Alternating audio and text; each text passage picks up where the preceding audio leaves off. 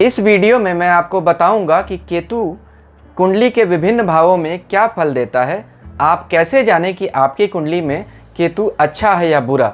अगर बुरा है तो किन उपायों से हम केतु को अच्छा बना सकते हैं। तो वीडियो मेरे साथ अंत तक ज़रूर देखिए।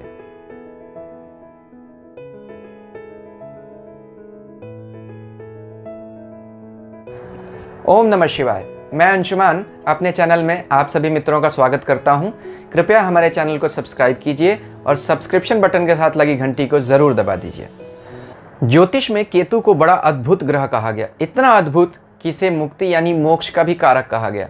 9 ग्रहों में सिर्फ केतु एक ऐसा ग्रह है जो हमें मोक्ष के रास्ते पर ले जा सकता है। गुरु धर्म का ग्रह है, लेकिन गुरु मोक्ष की तरफ नहीं ले जाता, गुरु धर्म की तरफ ले जाता है। धर्म का अगला स्टेप ही मोक्ष है। इसीलिए तो कहा गया धर्म अर्थ काम मोक्ष। धर्म से शुरू करते हैं तब हम मोक्ष तक पहुंचते हैं। तो गुरु हमें, बृहस्पति हमें धर्म तक जाने की टेंडेंसी देता है और केतु उससे अगले स्टेप यानी मोक्ष तक हमें ले जाता है। अब यही कुंडली में अगर केतु अच्छा हो तो हमें सांसारिक रूप से भी अच्छा बना सकता है, अगर बुरा हो तो बहुत सांसारिक तकलीफ़ें देता है। इसीलिए केतु की जो 7 साल की महादशा आती है उसमें लोग बहुत ज़्यादा परेशान हो जाते हैं। जिस घर में केतु बैठा होता है हमें यह बताता है कि हमने उस घर से जुड़े हुए काम पिछले जन्मों में बहुत ज़्यादा किए, इसीलिए उस घर से हमें डिटैचमेंट फील होता है। यानी अगर जैसे केतु किसी के 7वें घर में बैठा हो तो उसको पत्नी या अपने पार्टनर से उतना अटैचमेंट फील नहीं होगा। ऐसा इसीलिए क्योंकि उसने पिछले जन्मों में यही सब तो किया है। बट यही कैच है, चूँकि हमने पिछले जन्मों में ये काम बहुत ज़्यादा किए हैं तो हमें केतु यह बताएगा कि उसी घर से जुड़ा हुआ हमारा नेचुरल टैलेंट है, यानी हमारी अपॉर्चुनिटी वहीं पे है। तो अगर आपने अपने कुंडली में केतु को अच्छे से समझ लिया तो आप यह समझ जाएंगे कि आपका नेचुरल टैलेंट कहाँ है, आप कहाँ का काम करके इस दुनिया में ग्रो कर सकते हैं। इसलिए अपनी कुंडली में केतु को अच्छे से देखिए, उसको अच्छे से समझिए। राहु और केतु एक ही राक्षस के 2 टुकड़े हैं, लेकिन राहु जहाँ भविष्य काल दिखाता है, आगे दिखाता है, हमें हमारी इच्छाएं दिखाता है, वही केतु इच्छाओं से मुक्ति दिखाता है। मुक्ति ही तो मोक्ष है। इसीलिए केतु हमारी डेस्टिनी का प्लैनेट है। केतु हमारे पिछले जन्मों के कलेक्टिव कर्मा दिखाता है। राहु अगर भोगी है तो केतु योगी है, राहु भविष्य है तो केतु भूतकाल है। इसीलिए जो लोग केतु प्रभावित होते हैं वो अक्सर पिछली बातें बहुत ज़्यादा करते रहते हैं। मैंने ये किया, मेरे दादाजी ऐसे थे, हमारा ख़ानदान ऐसा था। सिर्फ पिछली अपने जीवन की उपलब्धियों या परेशानियों का जिक्र ज़्यादा करते हैं। तो ऐसे लोग केतु प्रभावित होते हैं। केतु हमें पीछे की तरफ ले जाता है। इसीलिए मैं कहता हूँ Ketu back to the future. Ketu हमारा डेस्टिनी का प्लैनेट है। यह हमारे डेस्टिनी क्या होता है, हमारे पास्ट लाइफ के कलेक्टिव कर्माज को ही तो हम डेस्टिनी कहते हैं। इसलिए केतु की महादशा में हमें बहुत तेज़ रिजल्ट मिलने लगते हैं। डेस्टिनी है, इसीलिए तो केतु के प्रत्यादि देवता चित्रगुप्त महाराज कहे गए, जो हमारे सभी कर्मों का हिसाब किताब रखते हैं। अब केतु को अगर आपको समझना पड़ेगा तो केतु को पहले ये जानना पड़ेगा कि केतु के मित्र ग्रह, शत्रु ग्रह और न्यूट्रल प्लैनेट कौन से हैं। केतु का मित्र तो जुपिटर ही है, बृहस्पति महाराज।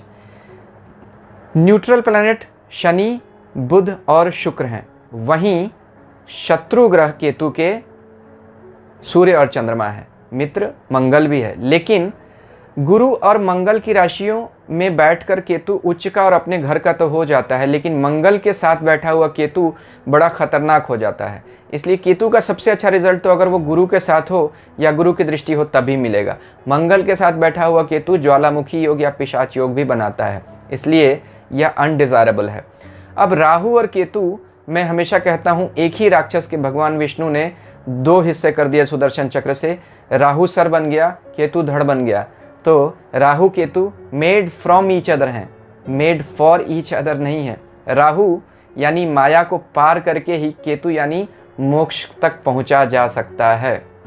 राहु सिर्फ सर है, वह सिर्फ हमारी सोच को दिखाता है। इसीलिए जिस प्लैनेट के साथ बैठ जाए उसको सोचने पर मजबूर कर देता है। वह ऐसा आदमी, वह प्लैनेट बहुत ज़्यादा एक्सपेंशनिस्ट हो जाता है, यानी हमें दौड़ाता रहता है, इसलिए राहु भोग की तरफ, विलास की तरफ ले जाता है।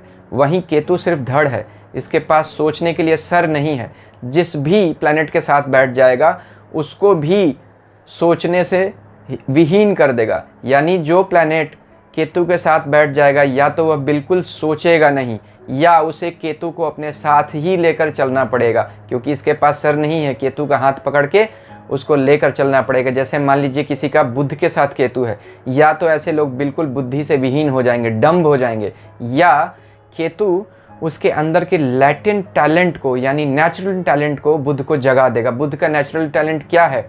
बिजनेस है। बुध का नेचुरल टैलेंट वाणी है, लिटरेचर है। तो ऐसे लोग लिखने पढ़ने में बहुत अच्छे हो जाएंगे। तो यह सब डिपेंड करेगा कि आपकी कुंडली में केतु अच्छा है या बुरा। अच्छा होगा तभी तो अच्छे रिजल्ट देगा, अगर बुरा होगा तो अच्छे रिजल्ट नहीं देगा। केतु अगर कुंडली में अकेला बैठा हो तो ज़्यादा अच्छा, या गुरु की दृष्टि हो तो ज़्यादा अच्छा। बाकी किसी भी ग्रह के साथ केतु का बैठना अच्छा नहीं माना जाता। केतु महादशा में हमें अपने पिछले जन्मों के रिजल्ट बहुत तेज़ी से मिलने लगते हैं, इसीलिए सांसारिक लोगों के लिए यह अच्छी बात नहीं है। केतु की महादशा में लोग बहुत परेशान हो जाते हैं। क्यों? केतु एक घाव की तरह है। जैसे घाव धीरे धीरे बढ़ता है और जब हम डॉक्टर के पास जाते हैं, डॉक्टर उसकी सर्जरी करता है तो हमें सबसे ज़्यादा दर्द उसी समय महसूस होता है। इसीलिए केतु हमारा कलेक्टिव कर्मा है। वो हमारे सारे घाव जो बिल्डअप होते हैं शरीर में और एक समय में ही फूटते हैं, वह फूटने का समय केतु की महादशा का होता है। इसीलिए केतु की महादशा में लोगों को बहुत तेज़ी से बुरे रिजल्ट मिलने लगते हैं और जल्दी उपाय काम नहीं आते हैं। केतु की महादशा में चूँकि कर्मों के रिजल्ट बहुत तेज़ी से मिलते हैं तो कर्म क्षय भी बहुत तेज़ी से होता है। हमें कर्मों के बंधन से जल्दी मुक्ति मिलने लगती है।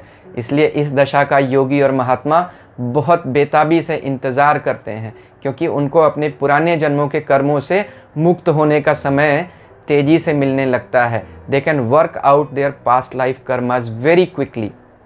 तो केतु हमें बहुत सारी अपॉर्चुनिटी भी देता है, लेकिन सांसारिक लोगों के लिए यह बहुत अच्छी पोजीशन ज़रूर नहीं मानी जा सकती है, क्योंकि हमारे जो बुरे कर्म हैं उनके रिज़ल्ट जो हमें नहीं पता हो उनके बहुत तेज़ी से मिलने लगते हैं। इसीलिए केतु की दशा में हम देखते हैं बहुत सारे इनोसेंट लोग भी फंस जाते हैं, और जो लोग बिना किसी गलती के फंस जाते हैं, हम कहते हैं या वो कहते हैं मैंने कोई गलती तो की ही नहीं। एक्चुअली वाकई उन्होंने इस जन्म में तो कोई गलती नहीं की होती है, पिछले जन्म की किसी गलती का फल उठा के उनको केतु दे देता है और उन्हें समझ में नहीं आता। इसलिए केतु हमें बुरी तरह से दंडित कर देता है अपनी महादशा में। हालांकि अगर आपकी केतु कुंडली में अच्छा बैठा हो तो अपनी महादशा में राजयोग भी कर सकता है। जैसे मैं हमेशा कहता हूँ, मनमोहन सिंह जी की कुंडली में केतु गुरु के साथ 9वें घर में बैठा है और गुरु लग्न का स्वामी है। देखिए, केतु ने अचानक उन्हें प्रधानमंत्री बना दिया। तो केतु अचानक होने वाली घटनाओं का कारक है। हमारे शरीर की कुंडलिनी से भी इसका गहरा रिलेशन है। पिट्यूटरी और पीनियल ग्लैंड्स से केतु का गहरा संबंध है। इस वीडियो में मैं इस टॉपिक पर ज़्यादा बात नहीं करूँगा, क्योंकि यह इस वीडियो का टॉपिक नहीं है, लेकिन आप इस पर ज़रूर कुछ रिसर्च कीजिए तो आपको समझ में आ जाएगा कि केतु हमारी कुंडली में कितना इम्पोर्टेंट ग्रह है, कैसे यह हमें माया मोह के बंधनों से पार ले जा सकता है, कैसे यह हमारा नेचुरल टैलेंट है। पिट्यूटरी और पीनियल ग्लैंड हमारे टैलेंट्स को दिखाते हैं, हमारी मेमोरीज़ को दिखाते हैं और भी बहुत सारी चीज़ों को दिखाते हैं। तो केतु हमारा पिछले जन्मों का एक्यूमुलेटेड कर्मा है, एक्यूमुलेटेड टैलेंट है, जिसे हम नेचुरल टैलेंट कहते हैं। इसीलिए आप देखना, कुछ बच्चे बहुत कम उम्र में ही बहुत असाधारण प्रतिभा दिखाने लगते हैं, जिसकी उन्होंने कुछ खास ट्रेनिंग भी नहीं ली होती है। यही तो केतु का काम है, पिछले जन्म की किसी खास चीज़ को उठाकर इस जन्म में लाकर दे देना। इसीलिए उन्हें चाइल्ड प्रोडिजी कहा जाता है, और कोई समझ नहीं पाता कि ऐसा आखिर कैसे संभव हो सकता है। यही सब केतु के चमत्कार हैं। केतु के चमत्कार को नमस्कार है। केतु को अच्छे से समझिए, केतु आपकी पूरी ज़िंदगी को बदल कर रख सकता है। अपने मित्र गुरु और मंगल की राशियों यानी वृश्चिक और धनु में केतु उच्च का माना जाता है। गुरु की मीन राशि में केतु अपने घर का माना जाता है। वहीं बुध की राशि मिथुन और कन्या में केतु अच्छा नहीं माना जाता, मिथुन में तो नीच माना जाता है। कुछ ऋषि शुक्र की राशि वृष में भी केतु को नीच का मानते हैं। तो कुंडली में जब आप केतु के रिजल्ट को देखें तो यह भी ज़रूर देख लीजिए कि क्या वह अपनी नीच या उच्च राशियों में बैठा हुआ है, उसके हिसाब से केतु का रिजल्ट बदल जाएगा। साथ में यह भी देखिए कि केतु किन ग्रहों के साथ बैठा हुआ। अच्छे ग्रहों के साथ बैठा यानी गुरु के साथ बैठा हुआ केतु अच्छा रिजल्ट देगा। वहीं अपने शत्रु ग्रहों के साथ बैठा हुआ केतु बहुत बुरे रिजल्ट देता है। उसके इन रिजल्ट्स को रोकना किसी के बस की बात नहीं होती है। जैसे शनि के साथ अगर केतु बैठ जाए तो बहुत सारे केसेस में देखा गया कि ट्यूमर, अल्सर, यहाँ तक कि ब्लड कैंसर तक की बीमारियाँ दे सकता है। शनि भी भाग्य का प्लैनेट है और केतु भी हमारे पिछले जन्मों के कर्माज को ही दिखाता है, डेस्टिनी का प्लैनेट है। तो ऐसे लोगों की डेस्टिनी बहुत ज़्यादा मजबूत हो जाती है, उनके लिए बहुत ज़्यादा उपाय काम नहीं आ पाते। ईश्वर की शरण में जाने के अलावा कोई उपाय नहीं काम आता। शनि और केतु जिसका साथ हो उसको बहुत तेज़ी से और क्विक रिजल्ट अपने लाइफ में मिलने लगते हैं अगर जब उनका बुरा केतु एक्टिवेट हो जाता है। तो इन सब फैक्टर्स को ज़रूर ध्यान में रखिए जब आप केतु के बारे में विचार करें अपनी कुंडली में। अब केतु के पहले भाव से लेकर 12वें भाव तक क्या फल मिलते हैं और हर भाव में केतु का क्या उपाय कर सकते हैं जिससे केतु अच्छा हो जाए, इस पर मैं चर्चा करता हूँ। पहले भाव में बैठा हुआ केतु आदमी को हेडलेस चिकन बनाता है। क्योंकि केतु के पास सर नहीं है इसलिए केतु बहुत कुछ सोच ही नहीं सकता, सिर्फ महसूस करके काम करता है। कभी कभी केतु यहाँ बहुत व्यक्ति को फेमस भी बना देता है, क्योंकि केतु हमारे पिछले जन्म के नेचुरल टैलेंट्स को दिखाता है। नेचुरल टैलेंट्स, अमिताभ बच्चन जी का लग्न में ही केतु है, तो ऐसा नहीं कि लग्न में बैठा हुआ केतु हमेशा बुरा फल देगा। कभी कभी व्यक्ति को वर्ल्ड फेमस भी बना देता है अगर किस्मत से वह अपने नेचुरल टैलेंट का काम करने लगे। तो केतु उसके अंदर अद्भुत इंट्यूशन पावर देगा, क्योंकि केतु तो सिर्फ इंट्यूशन का प्लैनेट है। उसके पास सिर्फ हृदय है, मस्तिष्क नहीं है, सोच कर नहीं काम कर सकता, फील करके काम करता है। ऐसे लोग बहुत ही अच्छे एक्टर होते हैं जिस क्षेत्र में जाते हैं। अगर वो उनकी कुंडली के हिसाब से उनका नेचुरल टैलेंट हुआ तो बहुत राइज करते हैं। हालांकि ज़्यादातर मामलों में ऐसा केतु मैं बहुत अच्छा नहीं मानता, क्योंकि ऐसे लोग समझ ही नहीं पाते कि उनको करना क्या है।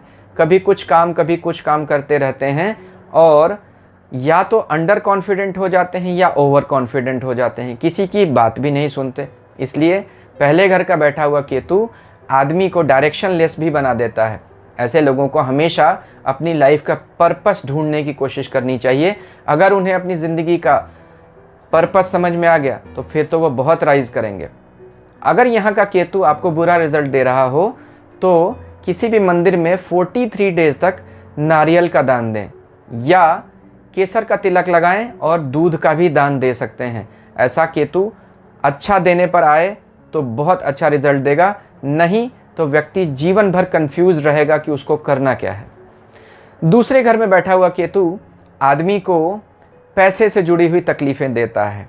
पैसा आता तो ज़रूर है लेकिन वह व्यक्ति पैसे को लेकर हमेशा कंफ्यूज रहता है। दूसरा घर कुटुंब भाव है तो ऐसा व्यक्ति हमेशा अपने परिवार के लिए ही पैसे कमाने में परेशान हो जाता है, यानी जितना कमाता है उतना किसी न किसी वजह से उसको परिवार में खर्च करना पड़ जाता है। कॉन्टिन्यूअस खर्चे रहते हैं, बैंक बैलेंस नहीं बन पाता, या तो वह कमाने के प्रति बिल्कुल ही उदासीन हो जाता है। यहाँ का केतु बहुत बार आदमी को इतना ज़्यादा स्पिरिचुअल बनाने लगता है कि ऐसा व्यक्ति संसार के कामों से उबने लगता है, उसका मन नहीं लगता सांसारिक कामों को करने में। तो ऐसे आदमी को हमेशा कुछ चैरिटी करनी चाहिए अपने पैसे का, अगर अपने धन में बरकत चाहिए तो। बिल गेट्स का यही केतु है, नीच का है शुक्र के साथ केतु, लेकिन देखिए चैरिटी करते रहते हैं वो हमेशा। तो यहाँ का केतु आदमी को बहुत अच्छा रिजल्ट भी दे सकता है, लेकिन कभी भी गैम्बलिंग नहीं करनी चाहिए, क्योंकि ऐसा केतु जब दूसरा होगा तो राहु 8वें भाव में होगा। 8वें भाव का राहु व्यक्ति में सट्टे की, लॉटरी की, शेयर की, गैम्बलिंग की टेंडेंसीज देता है। तो यहाँ का बैठा हुआ केतु अगर आपने गैम्बलिंग करनी शुरू कर दी तो धन का कंटिन्यूअस नुकसान करता चला जाएगा। ऐसा व्यक्ति पैसे के लिए हमेशा परेशान रहेगा। मंदिर में दूध का दान दें, ऐसे केतु का अच्छा रिजल्ट लेने के लिए। तीसरे घर में बैठा हुआ केतु आदमी को रेकलेस बनाता है। ऐसे व्यक्ति दूसरों के व्यूज़ के लिए बहुत इंटॉलरेंट होते हैं, यानी उनको अपनी ही बात सिर्फ पसंद होती है, दूसरों की बात का वो सम्मान नहीं करते हैं। ऐसे लोग हमेशा ज़िद्दी होते हैं। तीसरा घर किसी भी चीज़ का इनिशिएशन दिखाता है, किसी भी काम को शुरू करना। तो ऐसे लोग किसी भी काम को शुरू करने के बारे में ही बहुत कंफ्यूज रहते हैं, समझ ही नहीं पाते कि शुरू कब करें, कैसे करें, और किसी भी काम को लेकर इतना ज़्यादा कंफ्यूज हो जाते हैं कि शुरू ही नहीं करते। तो मैं हमेशा सलाह देता हूँ जिसका केतु तीसरा हो वह अपने गोल को निश्चित करे और काम बस शुरू कर दे। एक बार काम शुरू कर दिया तो केतु उसको उसकी मंजिल तक ज़रूर ले जाएगा। साथ ही दूसरों का सम्मान करें। कभी कभी ऐसे लोग रिलीजन के मामले में बहुत ही अनऑर्थोडॉक्स हो जाते हैं, यानी कि या तो धर्म का बिल्कुल भी सम्मान नहीं करेंगे या ऐसे हो जाएंगे कि अपने धर्म के अलावा किसी और धर्म और व्यूज़ को पसंद ही नहीं करेंगे। तो यही केतु आदमी को आतंकवादी तक बना सकता है। हिटलर का तीसरे भाव में गुरु, चंद्रमा और केतु था। उसको दूसरा धर्म बिल्कुल भी पसंद नहीं था और उसने मास मर्डर्स किए अपने धर्म को ऊंचा उठाने के लिए। ऐसे लोग समझ नहीं पाते क्या अच्छा है और क्या बुरा। तीसरे घर का केतु बहुत बेकार की छोटी यात्राएं दिलाता है अगर बुध के साथ यहाँ बैठा हो। तो अगर यहाँ का केतु आपको बुरा रिजल्ट दे रहा हो, मंदिर में चने की दाल दें। चौथे घर में केतु, चौथा घर का केतु कुछ मामलों में अच्छा कहा गया। क्यों? चौथा घर मोक्ष का घर है। 4, 8, 12 जन्म कुंडली में मोक्ष त्रिकोण कहे गए, लेकिन यही समस्या है। चौथा घर सुख स्थान भी है और केतु तो वैराग्य का कारक है, डिटैचमेंट का प्लैनेट, तो सुख से ही वैराग्य कर देता है। यानी ऐसे व्यक्ति का हृदय दुखी रहता है अगर वह सांसारिक हो। अगर वह रोज़ थोड़ा बहुत ध्यान करे, मेडिटेशन करे, तो फिर उसके मन का दुख चला जाएगा, अपने मन को कंट्रोल में कर पाएगा। चौथा घर चंद्रमा का नेचुरल घर है कालपुरुष कुंडली में। यहाँ पर कर्क राशि आती है, तो केतु तो चंद्रमा का दुश्मन है, मन का दुश्मन है। इसीलिए तो कहा गया मन एवं मनुष्याणाम कारणम बंध मोक्षयो, मन ही मनुष्य के बंधन और मोक्ष दोनों का कारण है। केतु को बंधन पसंद नहीं है, मोक्ष का कारक ग्रह है, इसलिए केतु चंद्रमा को ग्रहण लगाता है। यानी ज़्यादा सोचने से केतु को बहुत ज़्यादा चिढ़ है, इसीलिए केतु चौथे घर में अच्छा रिजल्ट नहीं देता है। अगर आप सांसारिक कामों में फंसे रहें, दिन रात संसार की चिंता करते रहें, यह केतु आपको आपके घर से दूर ले जाएगा। अक्सर ऐसा देखा है मैंने, जिनका चौथा केतु हो उनके माँ के पैरों में तकलीफ रहती है। चौथा घर का केतु आदमी को अपने घर से दूर ले जाता है और ज़्यादातर अगर ऐसे लोग अपने घर से दूर जाएं तभी उनके जीवन में तरक्की होगी, नहीं तो वो अपने घर के नेटिव प्लेस के आसपास रहें तो जीवन में कभी भी तरक्की नहीं कर पाएंगे।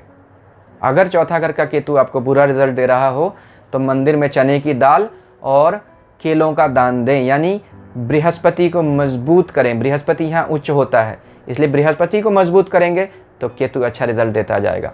ज्योतिष में हर उपाय के पीछे एक लॉजिक है।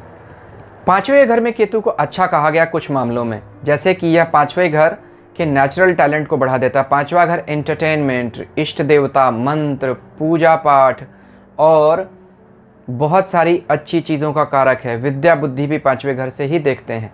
तो पांचवें घर का बैठा हुआ केतु अगर अच्छा है तो व्यक्ति के ने पिछले जन्मों में जितनी भी अच्छी कमाई की है, पूर्व जन्म के पुण्य पांचवें घर से देखते हैं, सारे पूर्व जन्म के पुण्य हमारे सामने लाकर रख देता है। और ऐसे लोग वर्ल्ड फेमस हो जाते हैं अपनी क्रिएटिविटी या किसी दूसरे नेचुरल टैलेंट की वजह से। पांचवें घर का केतु आदमी को बहुत ऊंचा उठा सकता है, बट केतु का स्वभाव जैसा है कुछ तो तकलीफ देगा ही देगा। तो पांचवें घर का केतु बहुत बार एजुकेशन में ब्रेक करता है, या तो स्कूल बदल जाएगा या पेरेंट्स का ट्रांसफ़र हो जाएगा या कभी कभी फेल तक करा देता है। पांचवें घर का राहु केतु तो पढ़ाई में बाधा आएगी, लेकिन जिसका केतु अच्छा है उसको ये तकलीफ़ें नहीं झेलनी पड़ेंगी ज़्यादा। और ऐसा केतु आदमी को बहुत ऊंचा, अगर में केतु बैठा हो तो इस बात के बड़े अच्छे चांसेस होते हैं कि हमारे पिछले जन्म के पुण्यों के कारण हमें कोई व्यक्ति ऐसा मिल जाए जो हमारा हाथ पकड़कर हमें बहुत आगे ले जाए। तो पांचवें घर का केतु बड़ा ज़बरदस्त होता है, देने पर आए तो आदमी को राजा बना सकता है। अगर ऐसा केतु बुरा प्रभाव दे रहा हो, यानी इसका पहला रिजल्ट क्या आएगा, आपके पेट में तकलीफ आएगी। पांचवा घर से हम पेट देखते हैं, और पढ़ाई में तकलीफ आएगी, एजुकेशन में ब्रेक्स होने लगेंगे या पढ़ने में ही मन नहीं लगेगा उस बच्चे का। तो ऐसी हालत में गरीबों को दूध और केले का दान दें और गले में सोने की चेन पहने, इससे भी पांचवें घर का केतु अच्छा रिजल्ट देने लगता है। छठे घर में केतु होता है तो छठा घर तो रोग, शत्रु, ऋण का है घर, तो डेथ, डिजीज़, एनिमीज़ की एंट्री हमारी लाइफ में हो ही जाती है।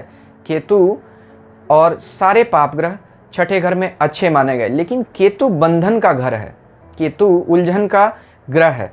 तो केतु उलझा देता है शत्रुओं से बहुत बार। इसके पास सर नहीं है तो पता ही नहीं चलता कौन हमारा अपना है और कौन पराया। बहुत बार यह छुपे हुए शत्रुओं से हमारा नुकसान करा देता है।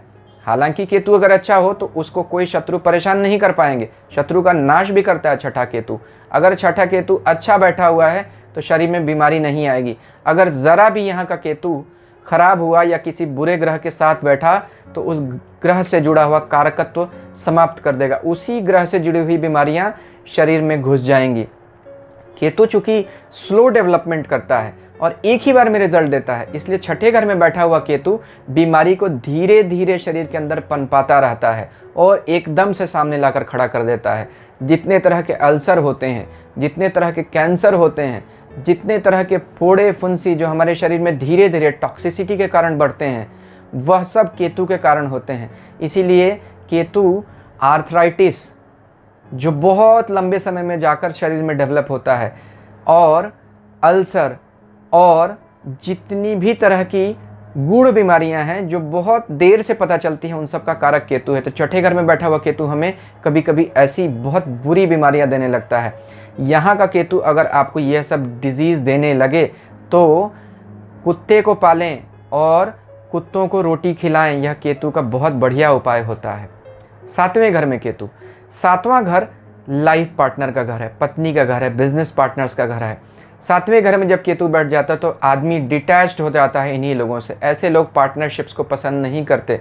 बहुत बार उनको अपनी पत्नी से भी बहुत ज़्यादा अट्रैक्शन फील नहीं होता है। ऐसे लोगों की पत्नी उनके साथ चाहे 20 साल रहे, उसे ऐसा लगेगा कि मैं तो इनको जानती ही नहीं, वह चाहे कितना भी प्यार करें। ऐसे लोग रेसिप्रोकेशन के मामले में बहुत अच्छे नहीं होते हैं। घर में भी आइसोलेटेड से रहते हैं, अपनी ही धुन में खोए रहते हैं। सातवें घर के केतु वाले आदमी को बहुत ही स्पिरिचुअल पार्टनर चाहिए। अगर उनकी पत्नी स्पिरिचुअल आउटलुक वाली हुई, धार्मिक स्वभाव की हुई, तब ऐसा केतु बहुत अच्छा रिजल्ट देता है, बहुत बढ़िया जमती है। एक चीज़ और, सातवें घर में बैठे हुए सारे पाप ग्रह शादी में समस्याएं देते हैं। या तो तलाक करवा देंगे, या सेपरेशन करेंगे, झगड़े करेंगे, किसी न किसी बात की तकलीफ देंगे।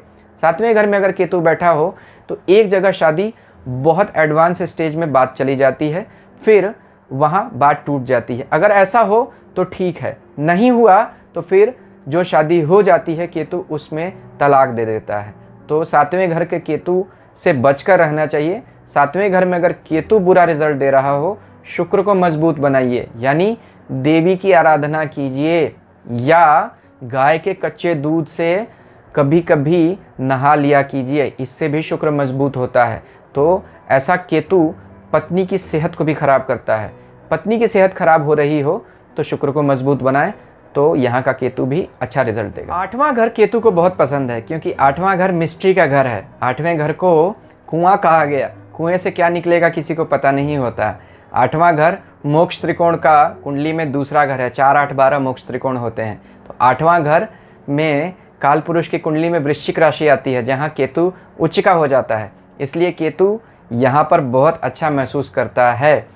यहाँ का केतु आदमी को ध्यान, समाधि, इन चीज़ों में बहुत आगे ले जाता है, रिलीजन में बहुत आगे ले जाता है। ऐसे लोग एक्सप्लोरर्स बनते हैं, रिसर्चर्स बनते हैं अगर दुनियादारी के कामों में हो। इन्हीं कामों में उनको आगे आना भी चाहिए। इन कामों के अलावा कोई नेचुरल रेगुलर काम करें तो फिर वो परेशान हो जाएंगे। फिर ऐसा केतु काम धंधे में बड़े बखेड़े खड़े करना शुरू कर देगा। आठवें घर का केतु ज़रा भी अगर ख़राब हो रहा हो तो पत्नी की सेहत के लिए और उसकी उम्र के लिए बड़ा खतरा कर देता है। यह मंगल जैसा प्रभाव देने लगता है। आठवां मंगल आदमी को प्रबल मांगलिक बनाता है। केतु अगर आठवां हो तो बेटे के लिए भी तकलीफ होती है, बेटा देर से होता है। कारण क्योंकि केतु बेटे का नेचुरल कारक है, हमारी संतान का कारक है। केतु यहाँ बैठा हुआ खराब हो रहा हो तो या तो संतान देर से होगी, या उसके जीवन में बहुत उथल पुथल मची रहेगी। आपके पैरों में तकलीफ आने लगेगी, किडनी से जुड़े हुए प्रॉब्लम्स आने लगेंगे। अगर ये चीज़ें होने लगें तो समझ जाइए आपका केतु खराब रिजल्ट दे रहा है। क्या करें? ऐसे केतु को अच्छा बनाने के लिए आप गुरु को मजबूत करें, मंगल को मजबूत करें, यानी हनुमान जी की उपासना कर सकते हैं। 9वें घर में केतु, 9वां घर पिता का, धर्म का, भाग्य का, गुरु का, इन्हीं चीज़ों का कारक है। तो 9वें घर में जब केतु होता है तो हमें भाग्य से गुरु मिल जाते हैं। ऐसे लोग धर्म के मामले में बहुत ही लकी कहे जा सकते हैं। अगर ऐसा केतु अच्छा हो, कहीं से गुरु की दृष्टि पड़ जाए, तो ऐसा केतु आदमी को धर्म के रास्ते पर बहुत आगे ले जाता है, क्योंकि 9वां घर तो है ही धर्म का घर। लेकिन अगर यही केतु यहाँ ज़रा सा भी बुरा हो रहा हो तो ऐसे लोग धर्म के मामले में इनटॉलरेंट हो जाते हैं, डॉगमेटिक हो जाते हैं। जो लोग धर्म के नाम पर फसाद खड़े करते हैं, जो दूसरों के धर्म को ज़रा भी पसंद नहीं कर सकते, उन सब का केतु कहीं ना कहीं 9वें घर से जुड़ा हुआ देखा गया। 9वां घर भाग्य भी है। केतु थोड़ा सा भी तकलीफ में हो तो भाग्योदय में बड़ी समस्याएं आ जाएंगी। भाग्य स्टॉप स्टार्ट होता रहेगा, कभी ठीक चलेगा, कभी बुरा हो जाएगा। केतु की उम्र 48 साल है। 48th ईयर में केतु लाइफ में एक्टिवेट हो जाता है। केतु अगर यहाँ ज़रा भी तकलीफ में हो, 48th ईयर में आदमी का बहुत बड़ा डाउनफॉल होता है। 9वां घर हायर एजुकेशन का भी घर है, विदेश का भी घर है। अच्छा केतु आदमी को बहुत हाईली एजुकेटेड और इंटेलिजेंट बनाता है और विदेश में भी बहुत अच्छी नौकरी दे सकता है। तो 9वें घर का केतु अच्छा भी है, बुरा भी है। देखिए आपकी कुंडली में कैसा है, थोड़ा पहचानिए। अगर आपको बुरा रिजल्ट दे रहा है तो शरीर पर सोना पहने, यानी बृहस्पति को मजबूत बनाएं और श्री विष्णु सहस्त्रनाम स्तोत्र का पाठ करते रहें। बृहस्पति प्रसन्न रहेंगे, विष्णु भगवान प्रसन्न रहेंगे, केतु भी अच्छा रिजल्ट देता चला जाएगा। 10वें घर में केतु, देखिए 10वां घर कर्म का घर है। केतु कर्म का प्लैनेट कभी नहीं माना जाता है। केतु मोक्ष का प्लैनेट है। गीता में भगवान कहते हैं प्रवृत्ति मार्ग और निवृत्ति मार्ग, यानी माया और ईश्वर के रास्ते अलग अलग हैं। लेकिन बिना काम किए तो काम भी नहीं चलेगा। दुनिया में आए हैं तो काम तो करना पड़ेगा। इसलिए 10वें घर का केतु शास्त्रों ने इसलिए अच्छा नहीं माना कि ऐसे व्यक्ति को अपना करियर सेट करने में बड़ी तकलीफ हो जाती है। उसे समझ में ही नहीं आता कि काम क्या किया जाए। राहु चूंकि इसी समय 4थे घर में बैठा होगा, 4था घर सुख का घर है, घर का, गाड़ी का, मकान का, वाहन का। तो ऐसे लोगों के सपने तो बहुत बड़े होंगे लेकिन काम कुछ होगा नहीं। ऐसे लोग समझ ही नहीं पाएंगे कि वो क्या करें कि ज़िंदगी में सुख का अनुभव करते रहें। तो क्या करेंगे, हमेशा काम बदलते रहेंगे, क्योंकि केतु डिटैचमेंट का प्लैनेट है। तो हमेशा काम से डिटैच करेगा, जल्दी जल्दी नौकरी बदलवाता रहेगा। ऐसे लोगों को रेगुलर काम नहीं करना चाहिए, कुछ आउट ऑफ बॉक्स काम करने चाहिए, तो ये लोग बहुत सफल होंगे। अदरवाइज ऐसे लोग ज़्यादातर ब्लू कॉलर वर्कर बन के रह जाते हैं, क्योंकि केतु रिकॉग्निशन का प्लैनेट नहीं है। तो किस्मत से यह लोग ऐसे काम करने लग जाते हैं जहां उनको रिकॉग्निशन नहीं मिलती, यानी कि लोअर लेवल के काम, जहां मेहनत तो बहुत ज़्यादा हो लेकिन क्रेडिट कोई और लेके चला जाए। तो केतु ऐसे जिसका भी हो, उसको हमेशा लीक से अलग हटकर कुछ काम करना चाहिए अगर उसको रिकॉग्निशन चाहिए। तो ऐसा केतु व्यक्ति में बहुत ज़्यादा फिजिकल वर्क करने की क्षमता दे सकता है। इसीलिए जिनका केतु 10वां होता है वो लोग बहुत अच्छे खिलाड़ी बन सकते हैं, बहुत अच्छे एक्सप्लोरर्स बन सकते हैं। तो केतु 10वें घर में हो, अलग सा काम कीजिए। केतु 10वें घर में आदमी को इतनी ज़्यादा एनर्जी देता है कि उसको समझ नहीं आता उस एनर्जी को क्या करे। यही उनके कन्फ्यूज़न का कारक है। हमेशा जिम जाइए, हमेशा कसरत कीजिए, अपनी शरीर की एनर्जी को लेट आउट करते रहिए, उसको पॉजिटिवली चैनलाइज करते रहिए, तभी यह केतु आपको अच्छा रिजल्ट देगा।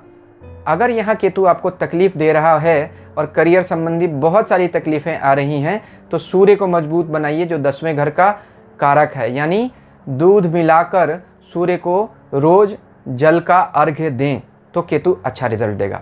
11वें भाव में केतु, 11वां भाव तो आय का घर है, मित्रों का घर है, इच्छा पूर्ति का घर है। पाराशर ऋषि कहते हैं 11वें भाव में बैठे सभी ग्रह हमें कुछ ना कुछ देते ही हैं। अच्छे होंगे तो ज़्यादा देंगे, लेकिन केतु अगर यहाँ पे बुरा हो या किसी बुरे ग्रह के साथ, पाप ग्रह के साथ बैठा हो तो पैसे संबंधी तकलीफ भी देना शुरू कर देता है। अपनी महादशा में पैसे का नुकसान भी करा सकता है। केतु लीक से अलग हटकर चलता है। देने पर आए तो ऐसा केतु बहुत कुछ देता है, बहुत धनवान बनाता है। याद रखिए, इसी समय राहु 5वां होगा जो विद्या बुद्धि का कारक है, और राहु असीमित क्षमताओं वाला ग्रह है। तो ऐसे लोग ऐसी बात दूर की कौड़ी खोज कर लाते हैं, नई नई चीज़ें जो दूसरा नहीं ला सकता, और इसीलिए बहुत फेमस हो जाते हैं। नॉस्ट्रेडमस और ओशो रजनीश का 11वां केतु था। देखिए आज तक वो एक एनिग्मा बने रहे, वह अपने ज़माने में बहुत ही फेमस हो गए। ओशो ने धर्म को एक नए रूप में परिभाषित करने की कोशिश की और कंट्रोवर्शियल हुए। वहीं नॉस्ट्रेडमस ने 15वीं शताब्दी में ही आगे की पता नहीं कितनी 100 वर्षों तक का भविष्यवाणी कर दिया। तो जिनका केतु 11वां होता है, ऐसे लोग अपने एक्शन से लोगों को लार्ज स्केल पर प्रभावित करने की क्षमता रखते हैं। केतु 11वां हो तो राहु 5वां होगा, पुत्र संबंधित तकलीफ होगी, या तो संतान होगी नहीं या संतान से जुड़ी कोई न कोई समस्या जीवन भर आपको प्रभावित करती रहेगी, परेशान करती रहेगी। ऐसे केतु के बुरे भाव से बचने के लिए मूली का दान दें और काला कुत्ता घर में पाल लें, तो ऐसा केतु आपको अच्छा रिजल्ट देने लगता है। केतु 12वें घर में, मोक्ष का कारक ग्रह, 12वां घर मोक्ष का घर और केतु मोक्ष का प्लैनेट। हमेशा लोग कहते हैं केतु जिसका 12वें घर में होगा उसको मोक्ष मिल जाएगा। नहीं, देखिए हर दिन में 2 घंटे के लिए केतु मोक्ष के घर में बैठा होगा, क्या सभी लोगों का मोक्ष हो जाएगा? ऐसा तो नहीं हो सकता। लेकिन केतु जिसका 12वें घर में बैठा हो उसको मोक्ष की टेंडेंसी होगी, यानी मुमुक्षु होगा, उसको दुनिया से इतर चीज़ें प्रभावित करेंगे, मिस्टिसिज्म में जाएगा, धर्म की तरफ जाएगा, तभी यह केतु उसको अच्छा प्रभाव देगा। लेकिन यहाँ याद रखिए, अगर केतु गुरु के साथ बैठा हो या गुरु की दृष्टि हो तभी यह मोक्ष की टेंडेंसी आएगी। हाँ, यहाँ का केतु एक बात ज़रूर करेगा, अगर अच्छा प्रभाव में हुआ तो मोक्ष नहीं भी मिले लेकिन शरीर आसानी से छूट जाता है, पेनलेस डेथ देता है, आसानी से मृत्यु होना, यह भी तो एक तरह का मोक्ष है। 12वें घर का केतु का यह प्रभाव कहा गया। लेकिन यह केतु अगर ज़रा सा भी बिगड़ा तो समझ जाइए व्यक्ति को सिजोफ्रेनिया देगा। चंद्रमा के साथ बैठ जाए यहाँ केतु, व्यक्ति हेलुसिनेट करेगा, सिजोफ्रेनिया हो जाएगा, मानसिक बीमारियाँ हो जाएंगी। यहाँ का केतु अगर बुरा हो गया तो लोग तंत्र मंत्र झाड़ फूंक इन्हीं सब चीज़ों में निगेटिव तंत्राज की तरफ चले जाएंगे, पॉजिटिव तंत्र की तरफ नहीं। योग भी तंत्र का ही ब्रांच है, इसलिए तंत्र को निगेटिव नहीं समझिए। लेकिन जो काला जादू जिसको लोग कहते हैं उनकी तरफ ऐसे लोग जाने लगते हैं और अपने कर्मों को और ख़राब करने लगते हैं। इसलिए 12वें घर का केतु अगर बुरा हुआ तो व्यक्ति में बुरी टेंडेंसीज देगा।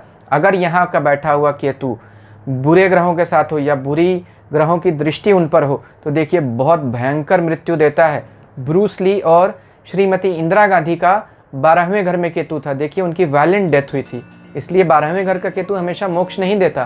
कभी भी ज्योतिष को बिल्कुल जैसा लिख दिया गया वैसा आंख मूंद कर न मानिए, उसमें बहुत सारे कंडीशंस होते हैं, उन सारे कंडीशंस को लगाइए। यहाँ का बैठा हुआ केतु अगर बुरा रिजल्ट दे रहा हो तो ध्यान कीजिए, गुरु को मजबूत बनाइए। तो आज मैंने आपको कुंडली के पहले से 12वें भाव तक बैठे केतु के फल और उसके उपाय बताए। ईश्वर हम सब का कल्याण करें। शांति ओम।